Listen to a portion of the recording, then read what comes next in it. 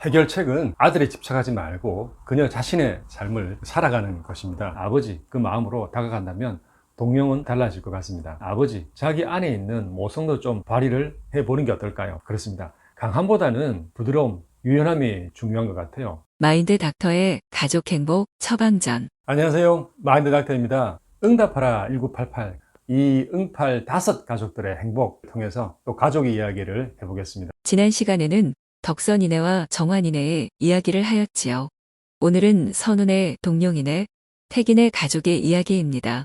자, 세 번째, 선운의 가족입니다. 달랑 3명의 가족, 선우 엄마와 선우 너뚱이 딸 진주가 있죠. 선우는 엄친아입니다. 공부 1등의 반장, 운동도 잘하는 마주 만능 엔터테이너, 성격도 좋아서 친구들과 원만할 뿐더러 아주 지극한 효자입니다. 이러니 동네 아줌마들이 우리 선우하며 좋아하죠. 선우의 눈길 끝에는 항상 엄니가 있습니다. 그 어머니는 선우 아빠와 사별한 억척형 과부 선영씨죠. 선우가 엄마의 고생을 아주 싫어하기 때문에 알바를 몰래 합니다. 아이들의 행복을 위해서 희생할 수 있는 전형적인 우리네 엄마였죠. 이러한 역경과 불행에도 항상 깔깔 웃으며 삼총사의 어떤 귀여운 막내로서 정감 있게 잘 살아갑니다. 요리 솜씨가 없고 무지한 수다쟁이로 보이지만 가장 밝은 성격에 아주 스마일 해피형입니다.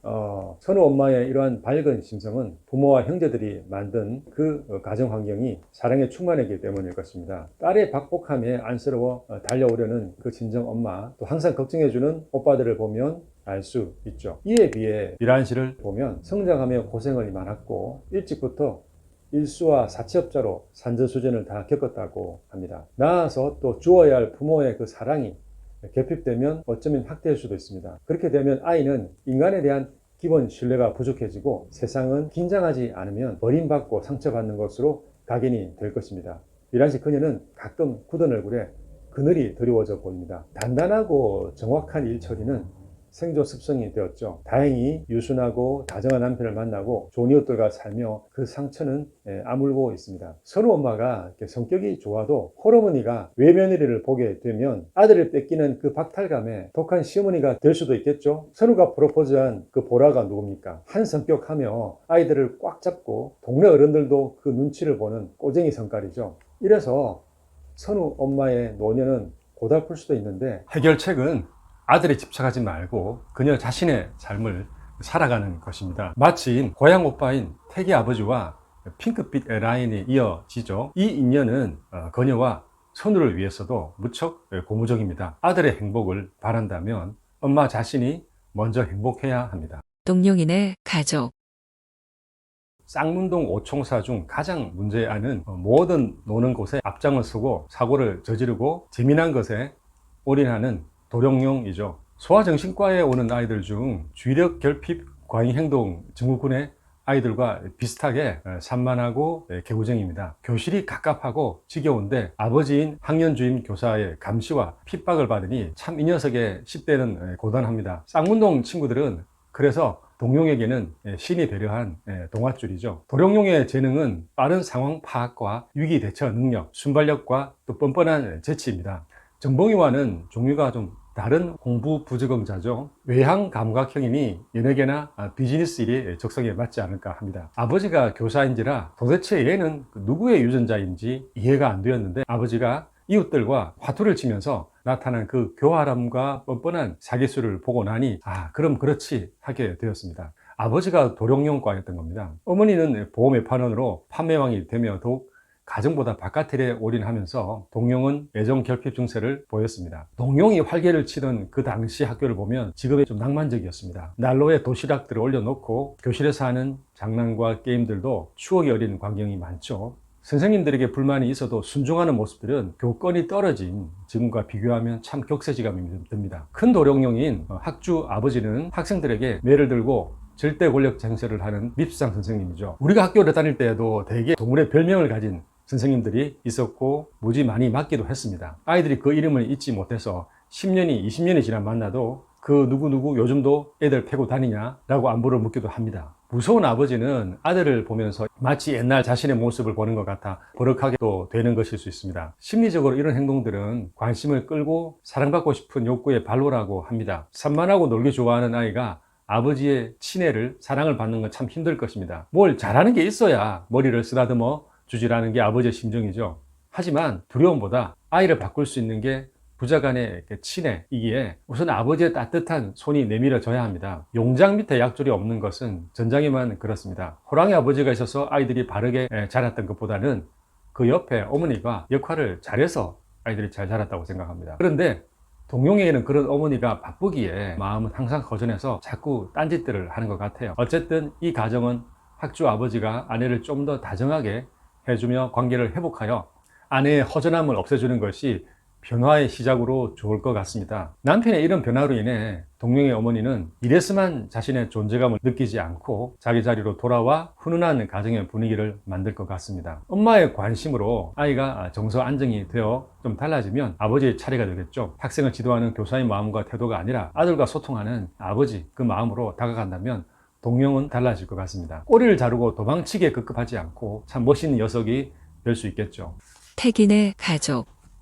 드라마의 초기에는 선우가 엄친아로 여성들의 인기를 한몸에 받았지만 점점 태기의 인기가 올라갑니다. 쌍문동 아줌마들도 태기를 서로 사윗감으로 탐을 내죠. 실제로 당시 10대와 20대 여성 시청자들은 태기를 가장 좋아했다고 합니다. 여고생들은 공부를 잘하고 싶은 이유로 태기에게 시집가는 것을 꼽았다고 하고요. 공부 못하면 동용용에게 가게 된다는 아주 우스갯소리를 했었죠. 자, 그런데 바둑에는 신이지만 나머지는 등신이 아니었습니까? 심지어 길을 잃어버리고 단추도 스스로 잠그는 게 서투른 그러한 천재의 바보 같았어요. 이런 쑥맥이 덕선이를 볼 때는 그 눈빛은 아주 광채를 띱니다. 사랑의 열병에서 쏘아져 나가는 그 몽롱하고 일렁거리는 그 눈빛들을 우리들도 받아보았지만 살면서 가장 화려하고 뜨거운 순간들이었죠. 자, 그런데 택은 정환이가 덕선을 바라보는 눈빛에서도 자신과 같은 것을 보고 깜짝 놀랐고 둘이 찍은 사진을 보며 알게 됩니다. 집중력과 승부욕이 비범한 택은 바둑의 절대 강자가 되어 국민들의 영웅이 되죠. 하지만 다 바치며 열심히 해도 안 되는 것이 사랑이지 않습니까? 눈물의 씨앗이 우리 순둥이 기사의 가슴에도 자라기 시작한 것이었죠. 어릴 적에 아버지와 쌍문동에 이사를 온 후에 챙겨주고 좋아한 15년 절친들이었죠. 그 친구들을 생각하며 사랑의 핑크빛 감정을 누르며 수화기를 내려놓는 태기의 얼굴에서는 눈물이 흘렀습니다. 태기의 아버지는 아내와 사별하고 아들을 자기 생명보다 더 귀중하게 여기며 오매불망 살아왔습니다. 유순한 모습이지만 아들의 문제가 아니면 절대 놀라거나 흔들리지 않는 큰 바위 같은 마음으로 보였습니다. 표현이 서툴 뿐이지 내면은 여린 성격입니다. 내성적이고 요령 없는 아버지가 자식이 올인하는 방법은 모성을 끌어올리는 겁니다. 부성은 세상을 살아가는 방법을 보여주며 아이가 밖을 보는 창이 되죠. 아버지가 무서우면 아이에겐 세상도 무섭게 각인이 되는 것입니다. 그에 비해 모성은 한없이 베풀고 기다려주는 것입니다. 모성애를 충분히 받았던 아이들은 세상과 사람에 대한 기본 신뢰가 형성이 되어 사람을 보는 시선이 좀 따스합니다. 홀아버지로서 아이들을 키워야 한다면 부성보다는 모성애를 택하는 것이 맞다고 봅니다. 사람은 남성 안에 여성성인 아니마가 있고요. 또 그 여성 안에는 남성성인 아니무스가 있기에 충분히 가능합니다. 아니마, 즉 여성성이 풍부한 태기 아버지는 곰처럼 보이지만 사실은 쌍문동 아버지들, 아니 평균적인 어떤 남성들보다 아주 여성적인 사람으로 저는 생각했습니다. 선우의 어린 여동생인 진주를 소꿉놀이 해가며 육아를 하는 뜻밖의 장면에 시청자들이 놀랐다고 하는데 충분히 그럴 수 있는 심성입니다. 태기가 보는 따뜻한 시선과 그 100만불짜리 미소는 아버지 모성 덕분이라고 할 수 있지 않을까요? 세상의 아버님들, 아버지가 항상 강하고 카리스마가 있어야 하는지 물어보고 싶습니다. 강한 모습을 보여주게 되면 아이들은 불편해하며 아버지에게 가까이 오려 하지 않을 것입니다.